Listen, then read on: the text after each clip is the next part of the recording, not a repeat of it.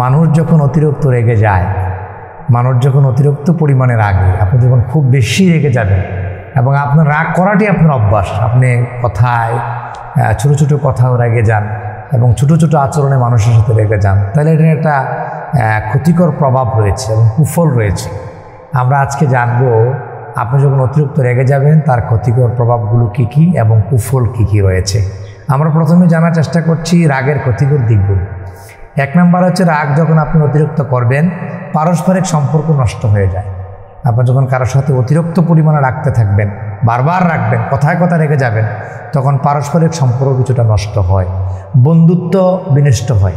আপনি যখন 2 নম্বরে আপনি বন্ধুত্ব করেছেন কারোর সাথে, এই বন্ধুত্বটা দেখা যায় যে আস্তে আস্তে এটা ঘাটতি হয়ে যায়, তার সাথে আর কথা বলবো না, সে কথায় কথায় রেগে যায়। এই বিষয়গুলো আমাদের খেয়াল করতে হবে। 3 নম্বরে, স্বামী স্ত্রীতে বিভেদ বিচ্ছেদ ঘটে এবং বিভেদের কারণে বিচ্ছেদ ঘটে। স্বামী স্ত্রী যখন শুধু কথায় কথায় রেগে যায়, কথায় কথায় বারবার রাগে, তখন দুজনের মধ্যে একটা সময় একটা বিচ্ছেদ ঘটার সম্ভাবনা দেখা দেয়। 4 নম্বর হচ্ছে, মারামারি ও হাতাহাতি ঘটনা ঘটে যায়। আপনি যখন অতিরিক্ত পরিমাণে রাগারাগি করবেন, এর একটা ক্ষতিকর দিক হচ্ছে স্বাভাবিকভাবে কিছুটা হলেও দুজনের মধ্যে এই রাগের কারণে কিছু মারামারি, কিছু কাটাকাটি এই ধরনের হয়ে যাওয়ার সম্ভাবনা থাকে। রাগের আরও কিছু কুফল রয়েছে, সেটা হচ্ছে ক্ষতিকর দিকের মতোই। সেটা হচ্ছে যে পারিবারিক অশান্তি বৃদ্ধি পায়।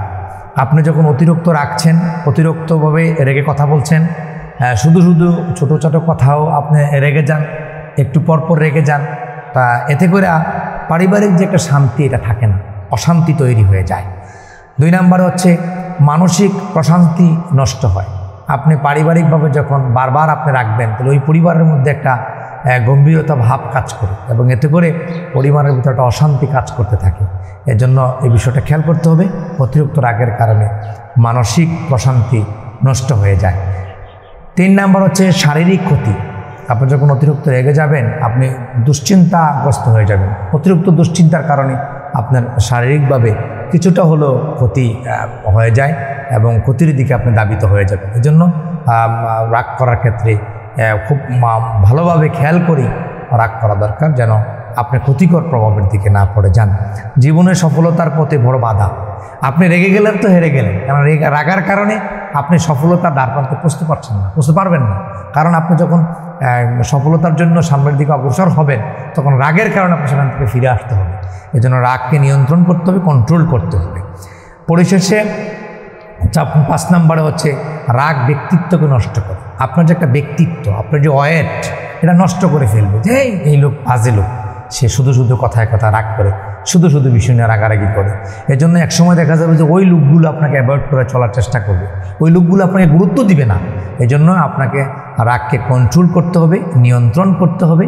আর রাগ যদি আপনি নিয়ন্ত্রণ করতে পারেন, কন্ট্রোল করতে পারেন, তাইলে আপনার মধ্যে কিছুটা হলো আল্লাহ তাআলার পক্ষ থেকে রহম আসবে। আর এই রহমের মধ্য দিয়ে মানুষের মধ্যে গ্রহণযোগ্যতা বৃদ্ধি পাবে এবং পারিবারিক শান্তি তৈরি হবে, মানসিক শান্তি নিজেদের মধ্যে আসবে, শারীরিকভাবে আপনি সুস্থ থাকবেন এবং স্বামী স্ত্রীর মধ্যে বিভেদ বিচ্ছেদ পারিবারিকভাবে এবং সামাজিকভাবে বিভেদ বিচ্ছেদ থেকে নিজেকে নিয়ন্ত্রণ করা, কন্ট্রোল করা সম্ভব হবে বলে মনে করছি। এজন্য সবাইকে আন্তরিক শুভেচ্ছা ও মোবারকবাদ জানাচ্ছি আলোচনাটি মনোযোগ সহকারে শোনার জন্য। আবারও দেখা হবে পরবর্তীতে সুন্দর একটি আলোচনা নিয়ে বা নতুন একটি আলোচনা নিয়ে। আপনাদের সে পর্যন্ত দীর্ঘায়ু এবং স্বাস্থ্য কামনা করে আজকের মতো আলোচনা এখানে শেষ করছি। আসসালামু আলাইকুম ওয়া রাহমাতুল্লাহি ওয়া বারাকাতুহু।